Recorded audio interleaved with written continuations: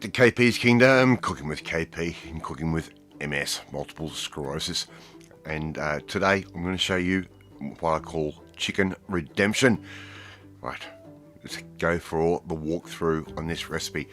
Alright, I've got a chicken breast here. The idea I did have was to make a nice little pocket using my nice little pocketing style knife.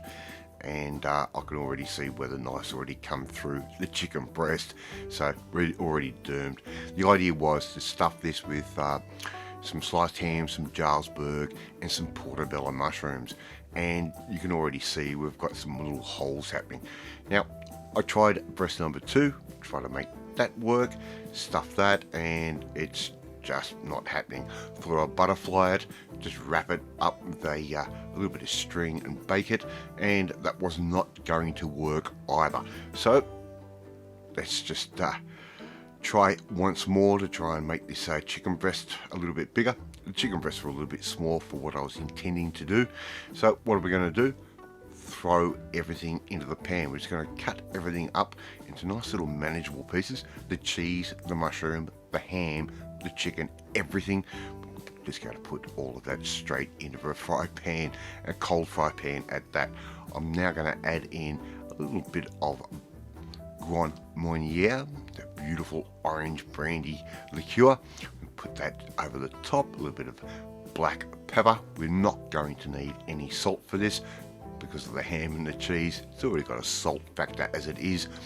And what I'm simply going to do is put a knob of butter in there. I'm going to turn the pan on, and I'm basically just going to very slowly braise this in a way. Just keep stirring it around. The chicken will cook through in about 10 to 15 minutes.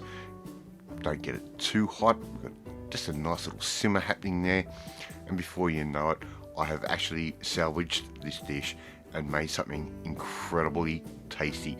Really nice.